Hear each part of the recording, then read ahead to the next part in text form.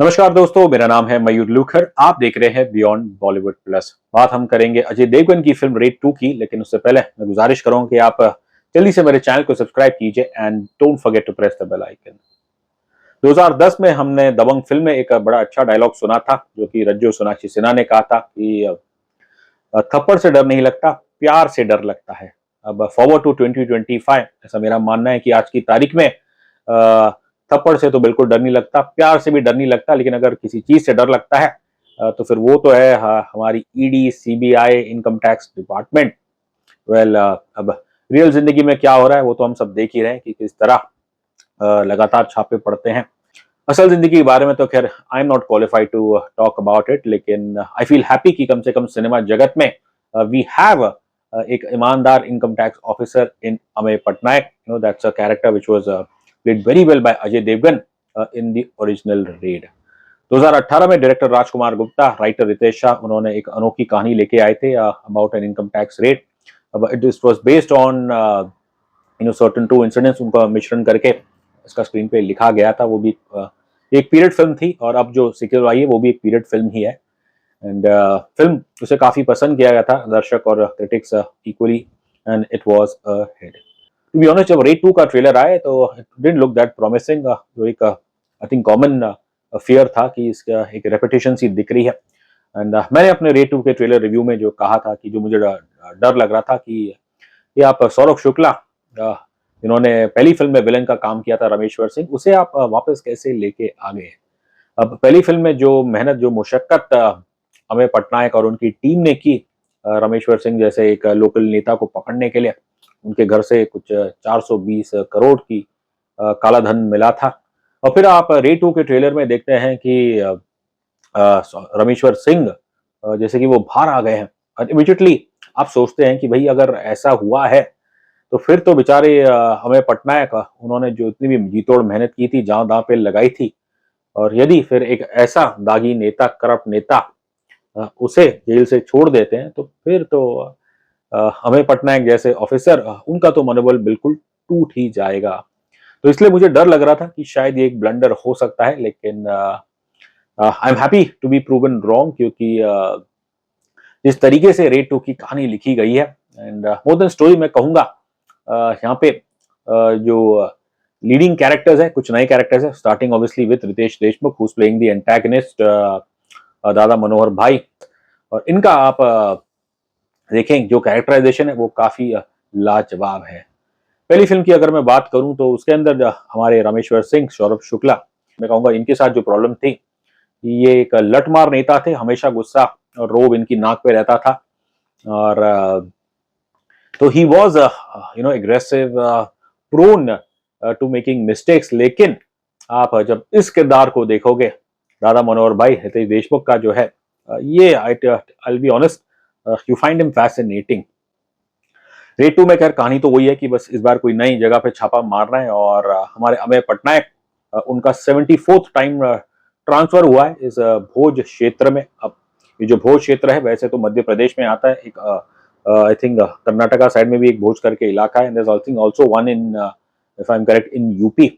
अब like the first film, कोई एक रियल स्टेट किसी का नाम लिया नहीं गया है, और यहाँ पे भी अगर आप देखेंगे कि बस भोज शब्द का इस्तेमाल किया गया है, लेकिन ये जिक्र नहीं किया गया कि ये मध्य प्रदेश में आता है या उत्तर प्रदेश में आता है। अब नाम भोज है तो फिर यहाँ का जो राजा है वो है हमारे दादा मनोहर भाई।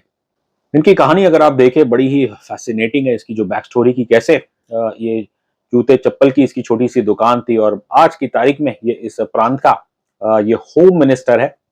अब गठबंधन की सरकार है, लेकिन इसका जो रिमोट कंट्रोल है वो हमारे दादा भाई के हाथ में ही है। एंड बड़ा ही आप जब इस किरदार से शुरू शुरू में आप इनका इंट्रोडक्शन होता है, कोई इन्हें देख के कहेगा कि नहीं, ये भाई एक करप्ट नेता है, बेईमान इंसान है, एक बिल्कुल सज्जन इंसान की तरह दादा भाई को प्रेजेंट किया है। और जो पहली मुलाकात होती है दादा भाई और अमेय पटनायक की, वो भी काफी मेमोरेबल है। दोनों एक दूसरे की अच्छी, और शुड आई से दादा भाई अच्छी आप भगत करते हैं। एंड अमेय पटनायक हैरान होते हैं कि इतना बड़ा नेता, और वो मुझे इतनी इज्जत दे रहा है, मुझे कमिश्नर कह के बुला रहा है। और फिर अजय देवगन उनसे गुजारिश करते हैं कि आप मुझे कमिश्नर ना कहिए, और हमारे दादा भाई कहते हैं कि आप मुझे मंत्री जी ना कहिए। तो इन दोनों का अगर आप देखें जो इनिशियल इंट्रोडक्शन है, तो बिल्कुल कोई कह नहीं सकता कि ये करप्ट नेता है। He has a very very clean image. और बल्कि पूरा जो ये भोज क्षेत्र है, यहाँ पे ऐसा माना जाता है कि भाई इनके राज में सब कुछ गरीबों का भी उत्थान हो रहा है, उन्हें नौकरियां मिली है, खासकर लड़कियों को। काफी कुछ किया है दादा भाई ने, और इसलिए इस क्षेत्र में तो बस वही वो यहाँ के भगवान हैं। अब जनता के लिए तो खैर ये भगवान होंगे, अपने घर में ये कैसे, और वो भी बड़ा ही मेरे ख्याल से फैसिनेटिंग चीज है कि आप शुरू में देखते हैं कि इस किरदार को, कि जिसका इंट्रोडक्शन जब हो रहा है, तो ये अपनी माँ तस्वीर बाय सुप्रिया पाठक का ये उनके चरण धो रहा है, जो कि डेली इसका रूटीन है। अक्सर ये जो करता है घर के आंगन में करता है, सामने इसके आदमी रहते हैं, कुछ गांव वाले भी रहते हैं।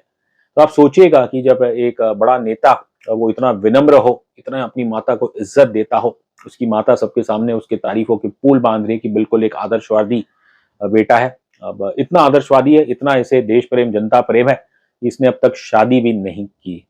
खैर, लेकिन हाथी के दांत खाने के कुछ और दिखाने के कुछ होते हैं। और जब इंटरवल से पहले हमें पटनायक जब पहला छापा मारते हैं इनकी प्रॉपर्टीज में, तो तब तो खैर इनके हाथ कुछ आता नहीं। और फिर इनफैक्ट इवन जब ये रेड चलती होती है, तो आप देखेंगे कि as oppose to Rameshwar Singh जो काफी पैनिक होते हैं, पहले तो वो भी रोब दिखाते हैं, लेकिन दिस गाय दादा भाई एकदम काम कलेक्टेड बुद्धा की तरह, बस ठंडा दिमाग लेके ये सब कुछ देख रहे हैं, बातचीत कर रहे हैं। क्योंकि इन्हें बड़े शातिर खिलाड़ी है, इन्हें ऑब्वियसली पहले से पता था रेड होने वाली है, इसलिए इन्होंने अपना जो भी काला धन है वो सब इन्होंने घर से साफ कर दिया था। तो फिर जब एक ऐसा नेता हो, एक ऐसा बेटा हो, और जिसकी जनता उसे पूछती हो, तो ऐसे शख्स को तो मेरे ख्याल से to bring him to justice बड़ा ही मेरे ख्याल से कठिन काम है। लेकिन खैर हमारे अमेय पटनायक वो जाने जाते हैं टू डू द इम्पॉसिबल। अब वो सब ये कैसे करते हैं वो तो खैर बेहतर होगा आप फिल्म देखें, मैं उस पर नहीं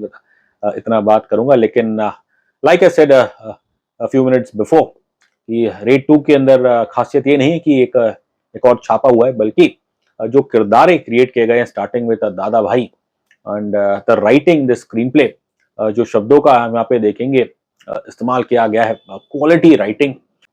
यहाँ पे आपको थोड़ी विटी राइटिंग भी देखने को मिलेगी, लेकिन इंटेलिजेंट मैं इसलिए नहीं कहूंगा कि बिकॉज ओवरऑल इसके जो डायलॉग्स है, इसकी राइटिंग है, वो काफी रूटेड है। So from a screen play point of view मुझे रेड 2 काफी मैं कहूंगा दाद देनी पड़ेगी रितेश शाह बाकी राइटर्स की। एक बहुत ही वंस अगेन एक मजबूत स्क्रिप्ट लिखी है इन्होंने, and film largely plays on Amay Patnaik versus Dada Bhai battle, जो भी आप कह लीजिएगा। जब जब ये दोनों स्क्रीन पे आते हैं तो you know it will give you goose bumps, the quality of the dialogues, the writing and the performances. और यहाँ पे मैं सबसे पहले नाम लूंगा रितेश देशमुख का। I always like Ritesh Deshmukh, I will be honest about it. Yes, he's had his share of bad films. He's done few good films, few good roles। और विलन के रोल में तो हम सब जानते हैं कि किस तरह उन्हें काफी पसंद गया था एक विलन में। एंड उन्होंने कुछ साल पहले एक बोना बन के भी विलन का रोल किया था, वो फिल्म मैंने नहीं देखी। वहां तो खैर जो कुछ सुनने में आया था वो इतना पॉजिटिव नहीं था। लेकिन मेरा ऐसा मानना है कि शायद रितेश देशमुख के बॉलीवुड करियर में ये उनकी सबसे बेहतरीन किरदार है, ये उनकी सबसे बेहतरीन फिल्म है। फिल्म का जो क्लाइमैक्स है, मेरी आंखों में आंसू आ गए। भले एक करप्ट नेता उसका भांडा फूट चुका है, लेकिन जो कुछ दृश्य आपको देखने को मिलते हैं अंत में, even though it's predictable, but I think उसका अंत वैसा ही होना था, मैं उसका खुलासा नहीं कर सकता।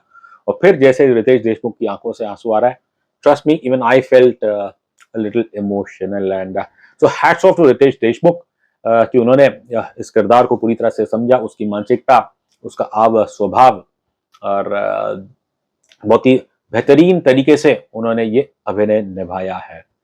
Ajay Devgn now seasoned actor, इतनी कंसिस्टेंसी नहीं मिलती उनसे हमें, लेकिन चाहे वो दृश्यम 2 हो या फिर अब रेड 2, हमने देखा है कि जब कहानी अच्छी लिखी हो, स्क्रीन पे अच्छा हो, तो फिर अजय देवगन बतौर एक्टर, कोई भी एक्टर हो, उसे भी मजा आएगा एक अच्छी कहानी में, एक अच्छे स्क्रीन प्ले में अभिनय करने के लिए। और रेड 2 की खासियत यही बात है कि that Amay Patnaik is happy to take a back seat, और फिर कुछ नए, मैं कहूंगा अनसंग हीरोज इन्हीं के डिपार्टमेंट में से उभर के आते हैं, उनके बारे में मैं आगे आऊंगा। लेकिन coming back to Ajay Devgn, एक और दिलचस्प चीज इस किरदार की मुझे सीक्वल में यही लगी कि कैसे एक ईमानदार अफसर 100% सेंट रिकॉर्ड, और फिर शुरू में आप देखते हैं कि किस तरह आप दंग हो जाते हैं कि जब ये एक किसी राजस्थान में किसी एक नेता, एक बड़े आदमी रजवाड़े घर में ये छापा मारते हैं, और फिर जो कुंवर का जो एक बेसिकली एक अकाउंटेंट जैसा है, मुनीम जैसा जो है, ये उसे पकड़ते हैं और वो उनसे कहता है कि रिश्वत देने की बात करता है, 1 लाख, 2 लाख, 8 लाख, 10 लाख करते हैं। और फिर हमारे अमय पटनायक, यस अमय पटनायक, वो एक पर्ची पे लिख के देते हैं, और वो मुनीम वो दंग रह जाता है जब पता चलता है कि ये वो अमय पटनायक यहाँ पे 2 करोड़ मांग रहे हैं। जी हाँ, हमारे ईमानदार अफसर रिश्वत मांग रहे हैं। अब उन्होंने ये क्यों किया, इसके पीछे भी एक बहुत ही दिलचस्प कहानी है, और जो तार है वो अंत में जाके सब जुड़ते हैं, और इसलिए आई थिंक ये जो एक कैरेक्टर को जो एक डिफरेंट शेड दिया है, क्योंकि आई थिंक अब हमें पटनायक ऑब्वियसली ही स्मार्ट इनफ कि उन्हें पता है कि अपने बिल्कुल 100% एक ईमानदारी उससे तो खैर वो बड़े बड़े लोगों को नहीं झुका सकते, इसलिए उन्हें भी थोड़ी बहुत उंगली टेढ़ी करनी पड़ेगी। इस फिल्म में आप देखिए हमें पटनायक एक जैसे कि वो चेस खेल रहे हैं, ही इज द किंग, लेकिन जो अर्ली मूव्स है वो सब उनके जो प्यादे, हाथी हैं, घोड़े हैं, वो सब कर रहे हैं, और वो बड़े चतुराई से by remaining in the background वो सभी चीज को मैनेज कर रहे हैं। थोड़ी देर पहले मैंने जिक्र किया था कि भोज के आयकर विभाग में कुछ नए लोग आए हैं, नए अफसर आए हैं, जिसके अंदर जो मुझे सबसे अच्छी लगी वो है ये character Geeta Devi, that's played by young actor called Shruti Pandey. शायद मैं उन्हें पहली बार देख रहा हूँ, और इस किरदार मतलब बड़ा ही जबरदस्त किरदार है। She has a sense of humour. ये बहुत खुश होती है जब हमें पटनायक भोज आते हैं। ये शी लिटरली आइडियलाइजेस हिम। इस लेडी अफसर को लाना मेरे ख्याल से एक मास्टर स्ट्रोक है, और वो सिर्फ ह्यूमर के लिए नहीं है, लेकिन जो ह्यूमर इनके द्वारा आता है वो बेसिकली जो सिचुएशंस है उसके अंदर से ह्यूमर उभर के आता है। And this girl, this character Geeta Devi, बहुत ही मैं कहूँगा लाजवाब कैरेक्टर लिखा गया है। And I hope come the end of the year this character and this actor she doesn't remain unsung. We were very pleased to see the return of Amit Sial in raid 2। अगर आपको याद हो पहली फिल्म में जिन्होंने देखी, he had played a very popular character Lalan Sudhir, जो अमय पटनायक की टीम में होते हैं, और इन्हें रमेश्वर सिंह नौकरी देते हैं, इसलिए उस पहली फिल्म में ये डरते हैं कि रमेश्वर सिंह पे छापा पड़ रहा है। लेकिन यहाँ आप देखिए मोस्टली सेकंड हाफ में आते हैं हमारे अमित सियाल साहब, और अब हमारे ललन सुधीर, उनकी प्रमोशन हो गई है, कमिश्नर हो गए, बल्कि अमय पटनायक के सस्पेंड होने के बाद फौज में हमारे ललन सुधीर ही उन्हें रिप्लेस करते हैं। और जैसे ही ये स्क्रीन पे आ जाते हैं बस आपकी हंसी छूटती है, क्योंकि जिस अंदाज है इस कैरेक्टर का बातचीत करने का, अब चापलूस नंबर 1 है, और इस बात के लिए दादा भाई की मदर सुप्रिया पाठक जी, वो भी इन्हें का ताना मारती है मोर देन कॉम्प्लीमेंट की, और उनसे कहती भी है कि मक्खन भी छुरी से ही लगाया जाता है। और उस वक्त जब आप देख रहे हैं बिल्कुल आपको लगता है कि अब ललन सुधीर वो अपनी पोस्ट का बिल्कुल मिसयूज कर रहा है, लेकिन जो वार्तालाप होती है ललन सुधीर की, चाहे वो दादा मनोहर भाई हो, उनकी माँ हो, फिर जब आगे जाके वो अपने एक जिस तरीके से वो अपनी टीम को मोटिवेट करते हैं कि जो अमेय सर का जो स्टाइल था, जो जिस ईमानदारी से वो चलते थे, उसे वो बिल्कुल भी फॉलो नहीं करते, बल्कि वो बिल्कुल उसके विपरीत जा रहे हैं। लेकिन Amit Sial, what an outstanding talent, what an outstanding actor. तो जैसे पहली रेड में इनकी काफ़ी प्रशंसा हुई थी, और रेड 2 के इनका कैरेक्टर ज़्यादा और भी बेहतर लिखा गया है, और भी बेहतरीन मैं कहूँगा यहाँ पे अमित सियाल की परफॉर्मेंस आपको देखने को मिलेगी। फिल्म की खूबियत यह है कि even though there are so many characters, screen time यहाँ पे राजकुमार गुप्ता ने अपने किरदारों को सही दिया है।